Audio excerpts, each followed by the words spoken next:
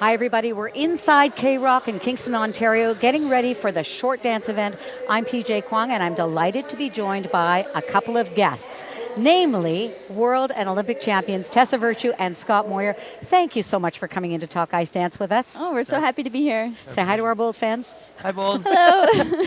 Tessa, one quick housekeeping note. How are you feeling? I'm doing really well. I'm excited to be here. I wish I was on the ice, but next best seat is next to you, PJ. Oh, that's so nice. You know what? We're delighted to have you. So we're going to talk all about ice dance. We're getting ready for the short dance. The segments in ice dance competition have gone from 3 to 2 this year, and the short dance is a very interesting hybrid of between compulsory and original dance. So give me a little bit of feedback about what you think about it. Well, just as you said, it's a great thing for us to go down to 2 events. So we're very happy about that. We're competing just like the pair skaters and the single skaters, just having 2, so that's great. We like how they brought in the compulsory dances and kind of just a little bit of that, and we think it's great. I think it's going to be great for ice dance in general.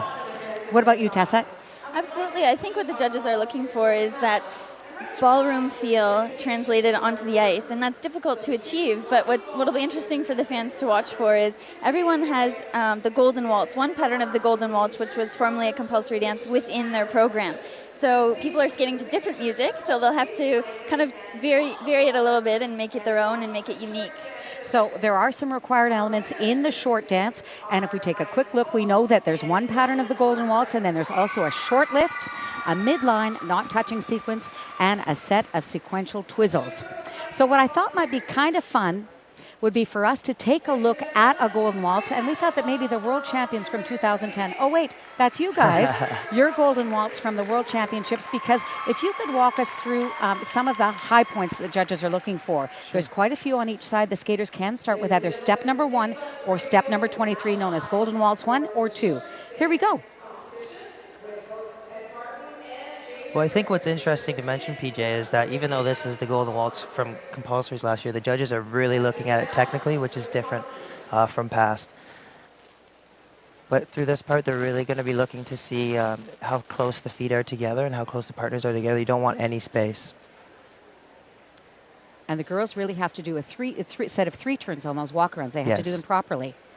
One of the most difficult points of the dance is right here. The girl does a bracket and the boy does a mohawk, and those edges qualify for a level of difficulty 1 through 4. I've also heard that the shoot the duck and the coupe are also a very important high point of the short dance, or the Golden Waltz section anyway. There you're going to want to see the guy's straight legs on the spread eagle move. Here, when he dips her, coming up right now, he has to keep her level to the ice. Not a great angle there, but level to the ice, so she's going to want to be parallel. Now, of course, we had 2 sequences of the Golden Waltz when it was competed as a compulsory dance. We thought it would be fun to look at the second sequence again. If you could highlight for us where step 1 of the dance is. That was step 1 that just happened right there. So skaters have the option in the short dance to start either at step 1 or step 23, right? I'll show you where that is. That would be great. Again, as Tessa said, neat feet right here is very important.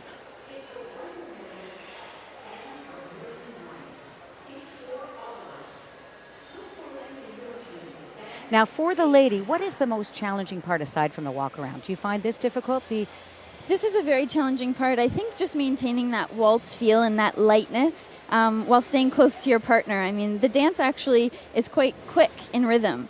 So maintaining that, all of that composure and getting the footwork is difficult.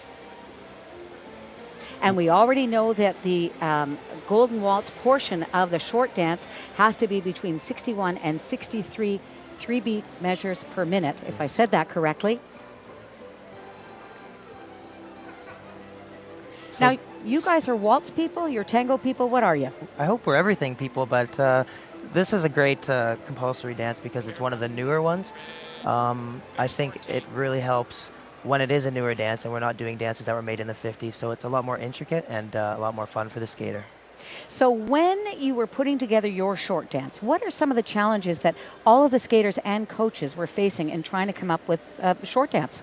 Well, it's a 3-minute program, and the Golden Waltz takes up about 1 minute of that time. You want to create an interesting and entertaining program and sort of blend the Golden Waltz pattern within the dance. And I think that's the biggest challenge, because you have to take on your own program's characteristic. We can't just get stuck with doing the regular Golden Waltz movements. We have to sort of switch up the positions and make sure it really is in character. So does it feel waltz-like to you as now as it's part of the short dance, or has it been taken completely out of context? Well, I think the trick will be for the skaters to keep it really fluent. You're not going to want to notice that the Golden Waltz is coming up, but as I said earlier, the game has really changed. Just as the game changed for when single skating went to the new judging system, this compulsory dance is completely different because you have to execute the levels, or else your points are going to be way down in the basement. I've had lots of questions from fans about sequential twizzles. What is the key to doing them well? Practice. Just like anything. Yeah, unfortunately, or fortunately, twizzles are just one of those elements you have to get in your body. It has to become just part of the dance. It has to be muscle memory, and you have to get used to twizzling and focusing on your own steps while maintaining that close position to your partner. And it is the maintaining of the close position in ice dance that is really key. I mean, that is what really defines it. Now, what about creating a lift for within the short dance? Did you find that was difficult? It's a 6-second or a short lift. Short lifts are typically one position. Am I right about that? Usually, yeah. That's the challenge that we face with the short lifts is we don't have a lot of time, so it's got to be quick. And if it's going to be intricate and interesting, you have to kind of do a trick at the beginning or the end, so not leaving you a lot of time to do the actual level move. That is absolutely outstanding. Thank you so much for letting us know all about the Golden Waltz. David Pelletier and I are going to be on deck looking for the short dance and watching all of the skaters, and it is an absolute honor to be beside Olympic and world champions Tessa Virtue and Scott Moir talking about ice dance. Thank you very much for coming, and we'll be back after this short break. Stay tuned to Bold.